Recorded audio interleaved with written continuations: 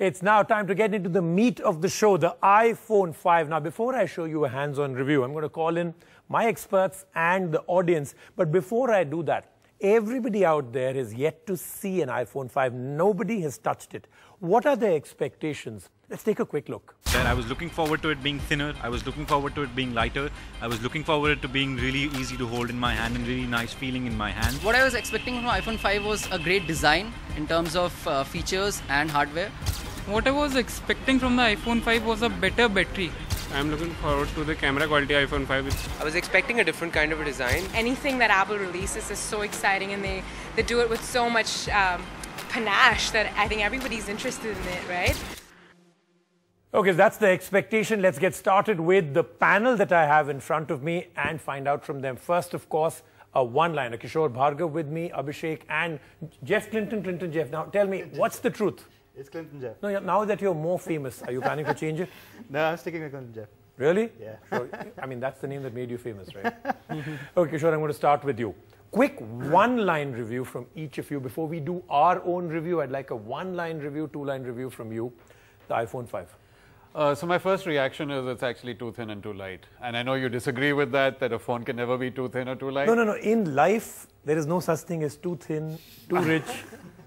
How can it be too thin and too light? You know, it doesn't feel right in the hand. Abhishek. Hardware is good and it's evolutionary upgrade that Apple has offered. I was pretty much expecting more on the software part. The user experience is getting a little boring from 4S to now 5. You're basically saying they could have got away with the hardware, the looks and everything else. True. If they had made some serious user experience changes so that it differentiates. Absolutely. The design is a little boring right now. Okay. But that's what you expected, right? I mean, lots of people said take a 4S, just pull it a little and stretch. You've got an iPhone 5, right? So weren't you expecting it to be this? The thing is, it's Apple, and you always expect something amazing out of Apple. In this case, people were a little let down because it was just the same thing, but longer. Okay. So that's generally our nutshell review. Let's take a look. The iPhone 5, the difference is we've already reviewed it with that was what we thought it's all about. Now we have it in our hand. This is a true hands-on review from Selguru. There's a huge difference between hearing about a device, seeing pictures, reading the specs sheet, and then actually holding it in your hands. More so when it's an Apple iPhone. And that is exactly how the Selguru team felt when we finally got the iPhone in flesh and blood. Here then is the true comparison story of the iPhone 5, hype and buzz, versus what it really feels like when you have it with you. A little larger than the iPhone 4S, the design and build is pretty much the same. The dual tone at the back is a minimal design change, but with such few changes, it's quite welcome. While the whole body is supposed to be an engineering feat, it's not apparent when you see it from the outside. Still, it feels well built. The other change is the position of the headphone jack, which is shifted below.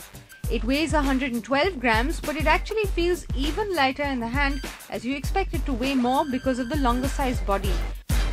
When you hold the older 4S versus this, the weight difference is actually quite amazing. Also, it feels seriously thin, like too thin. Our verdict, the weight or the lack of it plus the thinness is all quite an engineering marvel. The taller iPhone makes room for a 4-inch screen and boasts of a Retina display. It comes with a pretty good resolution of 1136 by 640, which yields 326 pixels per inch and gives the phone a 16:9 aspect ratio, wider than the iPhone 4S. In the hand, the phone feels slightly awkward. It doesn't fit all that well because it's much longer. We wish they'd used the extra space in the top and the bottom and not elongated it quite this much. Our verdict? The screen is definitely brighter, crisper and more true to life, but the feel in hand is somewhat awkward. Apple did stick to an 8MP rear camera but improved the technology. The new panorama feature means you can click images by simply moving the camera across a scene in one smooth motion, and it works well. The camera quality is good and low light photography is much better. There is a front camera too, which comes with 720p, and it's quite obvious when we used it for FaceTime. Our view, image quality is still one of the best, panorama worked well too, FaceTime is clearer.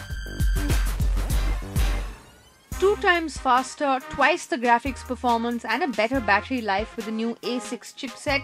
All in all, just like any other iPhone, The processor is perfectly matched to the phone and everything zips along really fast. Our verdict? All good here. The iPhone 5 is 4G compatible, but for us Indians it will take a good amount of time for us to use it. That's why this isn't something we could really test, though the 3G worked well. Our verdict? It's always good to have all network options on board for the future and for when you travel abroad. The latest OS by Apple is a treat. The new Maps is the biggest add-on, but unfortunately they don't really work that well in India. In fact, the number of jokes on this, even abroad, is only swelling by the day. Siri too couldn't post on Facebook and Twitter. We tried. We really tried. Our verdict? We love iOS 6, however we wish all the features worked in India. Just when everyone was getting the hang of micro SIMs, Apple goes ahead and brings in the nano SIM for its device. The SIM has to be cut and then ground to make it thin for the slim phone. Some users say they were able to use it without grinding. We couldn't because we were quite sure we'd break the tray. Our view? Apple did it, we have to accept it. Apple bid goodbye to the 30-pin connector, making every single existing accessory go obsolete in a flash. And while you will be able to get adapters, it is kind of fiddly to always keep one with you. We didn't have the adapter with us and we hear it's in short supply. Quite a bummer really. Our verdict? It is a future-ready feature, but the adapter should have been given away free in the box. We'll round our review off with some more observations. Like, we wish they'd made the icons look different, because when you hold a new phone, you really do wish there was a whole new look and feel to it. We also wish the battery life was a little more robust. Our phone was all dead and gone by the evening. So, the Cell Guru verdict? The iPhone 5 is definitely the best iPhone available today, but we have our doubts about crowning it the best smartphone in the market. India's #1 news app just got even better. Download NDTV's new app. Fully optimized for Retina display. Full screen view.